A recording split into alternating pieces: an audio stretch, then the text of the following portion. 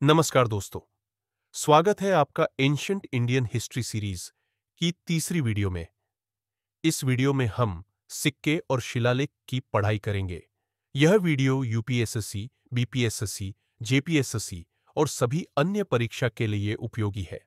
हमें आशा है कि आपको यह वीडियो उपयोगी लगेगा। ये सब चीज छूटा हुआ है सोर्सेस में, जरा लिख लीजिए जी। अर्थशास्त्र,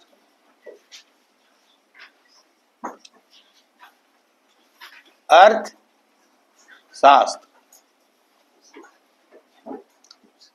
ठीक है। इसके लेखक माने आते हैं कौटिल्य या चाणक्य या विष्णुगुप्त। ये सभी एक ही आदमी है, कौटिल्य, चाणक्य या विष्णुगुप्त, ठीक है। अब ये जो है ये बुक बहुत इंपॉर्टेंट है। क्यों इंपॉर्टेंट है? क्योंकि ऐसे इसका जब कंप्यूटर से अध्ययन किया गया तो पाया गया कि ये किसी एक व्यक्ति की लिखी हुई पुस्तक नहीं है। उसके बावजूद भी जो इसका जो मुख्य अंश लिखा गया है वो मौर्यन इतिहास और खास करके प्रशासनिक व्यवस्था पर काफी प्रकाश डालता है, ठीक है। इसका नाम है अर्थशास्त्र, लेकिन ये पुस्तक क्या चीज पर है तो लिख लीजिए, ये राज व्यवस्था पर लिखी हुई पुस्तक है। It is a book on polity. यह राज व्यवस्था पर लिखी गई पुस्तक है, ठीक है। इसमें 15 अध्याय है, 15 चैप्टर और 180 प्रकीर्ण है। 15 अध्याय और 180 प्रकीर्ण है, ठीक है। ये काफी इंपॉर्टेंट है। ये तो आप ऐसे भी पहले से भी जानते होंगे कि केवल इसको ध्यान रखना है कि ये अर्थशास्त्र है इसका नाम, मतलब ये इकोनॉमी पर लिखी गई पुस्तक नहीं है। क्या जी पर है? पॉलिटी पर, राज व्यवस्था पर, ठीक है। अब नेक्स्ट आप लिखिए इंडिका। इंडिका जो है ये मेगास्थनीज के द्वारा लिखी गई है। किसके द्वारा? मेगास्थनीज। अब ये कौन था? तो ये सेल्यूकस के द्वारा, अगर आप चाहें तो इसको लिख सकते हैं, सेल्यूकस के द्वारा चंद्रगुप्त मौर्य के दरबार में भेजा गया दूत था। क्या था? He was an ambassador sent by Seleucus in the court of Chandragupta Maurya. अब ये पाटलिपुत्र में रहा। एम्बेसडर तो राजधानी में रहता है ना, तो पाटलिपुत्र में रहा और पाटलिपुत्र के आसपास के जो इकोनॉमिक, पॉलिटिकल, सोशल सिस्टम था उसके बारे में इसके द्वारा लिखा गया। लेकिन इसके साथ ट्रेजेडी क्या है कि मेगास्थनीज के द्वारा लिखी गई पुस्तक इंडिका जो है ये ओरिजिनल कॉपी इसकी उपलब्ध नहीं है। इसकी मूल प्रति उपलब्ध नहीं है। इसकी केवल वही, मतलब इसके बुक का केवल वही भाग या हिस्सा उपलब्ध है जो किसी न किसी ग्रीक लेखक द्वारा अपनी रचनाओं में उद्धृत किया गया, मतलब उसको रेफर किया गया है। बात समझे? तो इसके द्वारा कुछ कुछ इसके बुक में कुछ कुछ फ्लॉ है। मतलब क्या फ्लॉ? मतलब दोष। कि ये कहा कि भारत में 7 जातियां थी। अब भारत में 7 जाति, उसमें कौन कौन जाति? तो मजिस्ट्रेट को भी जाति का, काउंसिलर को जाति का, सेना को ही जाति का। तो ये हमारे यहाँ के सिस्टम को ही ठीक से समझ नहीं पाया। बात समझ गए? तो जो भी है इसके बारे में समझ गए। इसका आप लिखिए नेचुरल हिस्ट्री। नेचुरल हिस्ट्री, इसके लेखक हैं प्लिनी, ठीक है। उसके बाद ज्योग्राफी,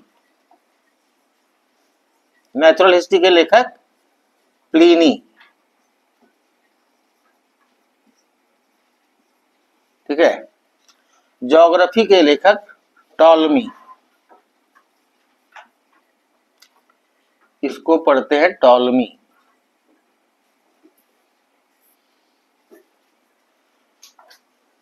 उसके एक और लिख लीजिए,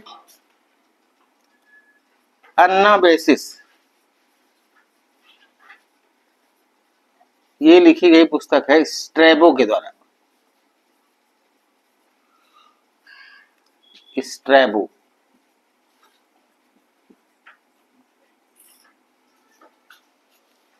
ठीक है,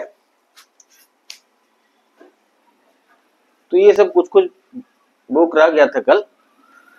अब हम लोग इसका आर्कियोलॉजिकल सोर्सेस के बारे में पढ़ेंगे। आर्कियोलॉजिकल सोर्सेस मतलब पुरातात्विक स्रोत। इसको मिटा दे, सब लोग लिख लिए तो मिटा दे, ठीक है।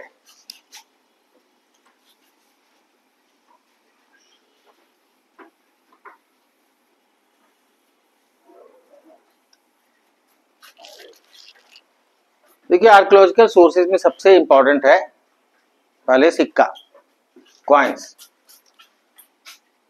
अब देखिए, ये सिक्का जो है वो आपको बताता क्या क्या है, ठीक है।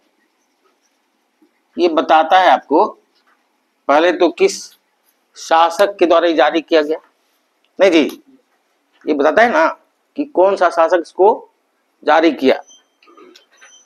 अब मान लिया जाए कि कोई भी सिक्का हमको फलाना फलाना टाउन तक ही मिला, जैसे अभी इंडिया का सिक्का कहाँ मिलेगा, इंडिया के अंदर। तो उसी तरह से कोई भी शासक जो सिक्का जारी करता था तो उसी के राज्य में वो मिलता था। तो इससे हम लोग को ये भी पता चलता है कि उस राज्य का कितना दूर तक राज विस्तार था, नहीं जी। दूसरी चीज, इसमें जिस शासक के द्वारा जारी किया था तो उसका नाम होता था। दूसरी तरफ उसका कोई, जैसे मान लीजिए गरुड़ का चित्र दूसरी तरफ है, तो इससे आपको ये पता चला कि उस राजा का धार्मिक विश्वास या आस्था क्या था, तो वो वैष्णव धर्म का संप्रदाय रहा होगा। इससे ये भी पता चलता है कि उसमें कौन सा धर्म ज्यादा पॉपुलर था, ठीक है। तो ये सब चीज सिक्कों से पता चलता है। दूसरी चीज, जब जैसे मान लीजिए कि कोई सिक्का है सोने का, वो 10 ग्राम का है और उसमें 9 ग्राम के आसपास या 9 ग्राम से ज्यादा सोना है, इसका मतलब है कि वो राज्य बहुत समृद्ध रहा होगा, तब इतना प्योरिटी का वो सिक्का जारी किया होगा, मतलब बहुत रिच एंड प्रॉस्परस रहा होगा वो राज्य। अब सिक्कों में बहुत कम है सोना जी, है सोना का सिक्का लेकिन 6 ग्राम है सिक्का, 10 ग्राम, 6 ग्राम सोना है 10 ग्राम के सिक्के में। तो इसका मतलब है कि सिक्का तो जारी किया लेकिन उसकी अर्थव्यवस्था उतनी अच्छी नहीं थी, ठीक है। तो सिक्कों से बहुत सारी चीजों की जानकारी हमको मिलती है, ठीक है। उससे ये भी पता चलता है कि राजा किस समय, कोई ना कोई डेट रहता है। डेट मतलब जैसे अभी हम लोग जो कैलेंडर यूज करते हैं तो ग्रिगोरियन कैलेंडर है, तो उस समय कोई ना कोई कैलेंडर चलता था, तो उस हिसाब से वो अपना लिखा होता था कि इतना फलना में लिखे, मतलब हम जारी किए। तो इससे बहुत सारी चीजों की जानकारी हमको मिलती है। अब भारत में जो सबसे प्राचीन सिक्का है, ऐसे तो मान लीजिए कि सिंधु घाटी की सभ्यता जो थी, इंडस वैली सिविलाइजेशन, तो उस समय बहुत सारा सील्स मतलब मोहर मिला है। अब वो क्या था उसका पर्पस, क्योंकि उस सिंधु घाटी सभ्यता के मतलब हम लोग उसके स्क्रिप्ट को, लिपि को अभी तक पढ़ नहीं पाए, तो इसलिए हम लोग 100% सियोरिटी के साथ ये नहीं बता सकते हैं कि क्या था, सिक्का था, क्या था, वगैरह वगैरह। तो उस दृष्टिकोण से भारत में प्राचीनतम सिक्का 6th सेंचुरी बीसी में जारी किया गया। देखिए कि भारत में प्राचीनतम सिक्के 6ठी शताब्दी ईसा पूर्व में जारी किए गए। देखिए, earliest evidence of coins in India is available from 6th century BC Bharat में सबसे प्राचीन सिक्का 6ठी शताब्दी ईसा पूर्व का है। देखिए, these coins were known as punch marked coin. इन सिक्कों को आहत सिक्के कहा जाता था। पंच मार्क्ड कॉइन क्या कहा जाता था? आहत सिक्के हिंदी में। अब इसकी विशेषता क्या थी कि इसमें किसी शासक का नाम वाम नहीं लिखा रहता था। ये आमतौर पर चांदी के बने होते थे। लिख लीजिए। देखिए, punch mark coin were made up of, punch mark coins were made up of silver. ये चांदी के बने होते थे और चूंकि इस पर किसी राजा का नाम अंकित नहीं रहता था, इसलिए हम लोग ये निश्चित रूप से नहीं कह सकते कि ये किस शासक के द्वारा जारी किया गया। इसमें कुछ चित्र उतर रहता था, कहीं मोर का चित्र तो कुछ और, समझे, फूल पत्ती पेड़ पौधा सबका चित्र रहता था।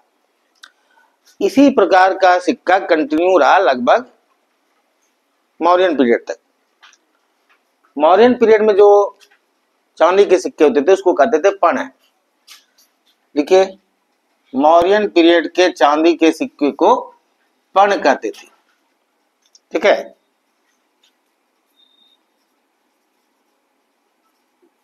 पण हो गया। अब कुछ लोअर डिनोमिनेशन के भी सिक्के होंगे, मतलब कम मूल्य के, तो वो सब आमतौर पर होता था कॉपर का। उसको मौर्य काल में कहा जाता था मशिका और काकिनी। ये क्या हुआ? ये क्या चीज लिखा है?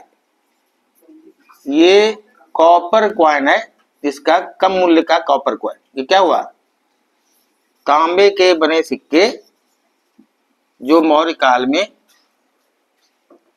होते थे उसको कहते थे मशिका और काकिनी। कुछ सिक्के को धारणा भी कहते थे, धारणा, समझे? तो अभी आप इतना समझिए कि ये सब हो गया चीज। अब आगे जो हम लोग पढ़ते जाएंगे आगे, तो उसमें कुछ कुछ अलग अलग तरह का सिक्का क्या क्या था उसको भी बताएंगे आपको। अभी आप इतना ध्यान रखिए कि मौर्यकालीन कॉपर क्वाइन जो था उसको कहते थे मशिका और कागनी, और पण होता था ये चांदी का सिक्का। सोने का सिक्का भारत में पहली बार इंडो ग्रीक शासक द्वारा चलाया गया। सोने का सिक्का किसके द्वारा चलाया गया? इंडो ग्रीक शासक के द्वारा पहली बार सोने का सिक्का चलाया गया। Indo Greek issued gold coins for the first time in India. Indo Greek शासकों द्वारा पहली बार सोने का सिक्का चलाया गया। ठीक है, लेकिन सबसे ज्यादा सोने के सिक्के गुप्त काल के उपलब्ध है। But Gupta ruler issued largest number of gold coins. सबसे ज्यादा सोने के सिक्के गुप्त शासकों द्वारा जारी किए गए। इसको याद रखना है जी। इशू तो किया गया पहली बार इंडो ग्रीक के द्वारा, लेकिन सबसे ज्यादा किसका है? गुप्त काल का सबसे ज्यादा सोने का सिक्का होगा। ठीक है, देखिए, Kushan issued largest number of copper coin. Kushan शासकों द्वारा सबसे ज्यादा तांबे का सिक्का जारी किया गया। ठीक है, और सातवाहन था जी, समझे? सातवाहन जो था इसके द्वारा शीशे का सिक्का जारी किया गया। शीशा मतलब लेड। देखिए, Satavahana ruler issued lead coin, शीशे का सिक्का जारी किया। ठीक है, सातवाहन शासक के द्वारा शीशे का सिक्का जारी किया गया। ये इंपॉर्टेंट है, ये प्राय परीक्षा में आता है। ठीक है, तो अभी कॉइन्स के बारे में इतना ही आप ध्यान रखिए। सातवाहन शासक द्वारा शीशे का सिक्का जारी किया गया। ये परीक्षा में आता है प्राय। अब हम लोग जानेंगे इंस्क्रिप्शन, हिंदी में अभिलेख।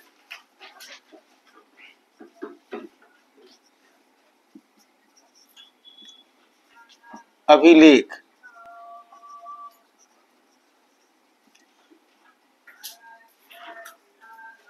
सुनिए, आपको अभी हम बताए कि सिंधु घाटी सभ्यता के लिपि को, स्क्रिप्ट को पढ़ा नहीं जा सका है। तो चूंकि उसको पढ़ा ही नहीं गया, इसलिए उसमें क्या लिखा है, क्या वो इंस्क्रिप्शन है, क्या है, तो हम लोग को कोई आइडिया है नहीं। तो अगर उसको हम लोग हटा दें तो अर्लीस्ट जो इंस्क्रिप्शन भारत में है वो है मौर्यन इंस्क्रिप्शन, मौर्य शासकों द्वारा लिखवाया गया अभिलेख। ठीक है, तो आप लिखिए, earliest inscription in India is available from Mauryan period. मौर्यकालीन अभिलेख जो है ये भारत का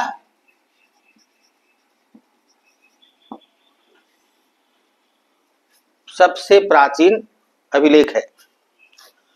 अब ये अभिलेख जो है इसकी संख्या 47 है। मौर्यकालीन जो अभिलेख है इसकी संख्या लिखिए, इसकी संख्या कितनी है? These are 47 in numbers. इसकी संख्या 47 है। ठीक है, अब ये किस भाषा में है और किस लिपि में है? तो ये इतना लिपि में है, ये ब्राह्मी,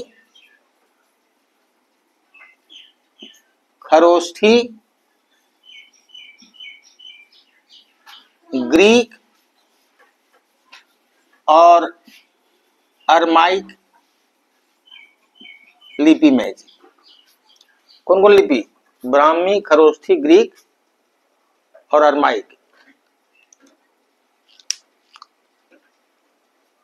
इन अभिलेखों का लिपि यही है। अभी जो आप देवनागरी में हिंदी में लिखते हैं वो उसका ये फोर फादर है। कौन सी? ब्राह्मी। ठीक है, ज्यादातर ये जो अभिलेख हैं ये प्राकृत भाषा में लिखवाए गए हैं। ठीक है, ये ज्यादातर अभिलेख प्राकृत भाषा में लिखवाए गए हैं, लेकिन अशोक के द्वारा यह कोशिश की गई कि जिस क्षेत्र की जो भाषा है उसी भाषा में लिखवाया जाए ताकि इसकी पहुंच ज्यादा से ज्यादा लोगों तक हो सके। ठीक है, तो ये प्राकृत भाषा के अतिरिक्त जैसे एक अभिलेख है कंधार अभिलेख। ठीक है, कंधार अभिलेख जो है इसको कहा जाता है बाइलिंगुअल, दोभाषीय अभिलेख। लिख लीजिए, कंधार अभिलेख दोभाषीय अभिलेख है, ये दो भाषा में है।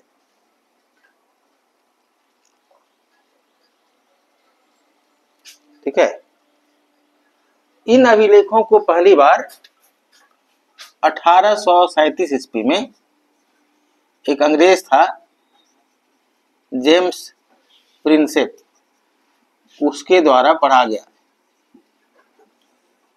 लिखिए 1837। These inscriptions were deciphered for the first time by James Prinsep. इन अभिलेखों को पहली बार जेम्स प्रिंसेप के द्वारा पढ़ा गया। ठीक है, तो अभी हम लोग मौर्य अभिलेख के बारे में इतनी जानकारी लेंगे क्योंकि इसके बारे में हम लोग जब मौर्यन पीरियड पढ़ेंगे तो डिटेल से पढ़ेंगे। बहुत तरह का होता है ये बृहद शिलालेख, लघु शिलालेख, major rock edict, minor rock edict, pillar edict, मतलब स्तंभ अभिलेख। तो ये कहाँ कहाँ है, कौन सा महत्वपूर्ण है, किसका क्या महत्व है, ये सारा चीज हम लोग पढ़ेंगे जब हम लोग मौर्यन पीरियड पढ़ेंगे। अब संस्कृत का जो प्राचीनतम अभिलेख है वो 150 AD का है। लिखे the earliest Sanskrit inscription belong to 150 AD and this inscription was issued by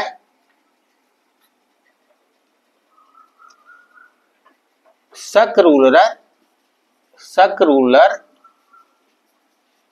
Rudradaman. Rudra इस अभिलेख को शक शासक रुद्रदमन के द्वारा लिखवाया गया। ये जूनागढ़ अभिलेख कहते हैं इसको, जूनागढ़ अभिलेख। ये कहां से मिला? ये 150 ईस्वी का है और कहां से मिला है? तो जूनागढ़ से, गुजरात में है। इसको किसने लिखवाया? रुद्र दमन के द्वारा। तो ये संस्कृत का प्राचीनतम अभिलेख है, चूंकि इसलिए ये महत्वपूर्ण है। ठीक है, इसको याद रखना चाहिए आपको। तो अभिलेख के बारे में आप जान गए। ठीक है,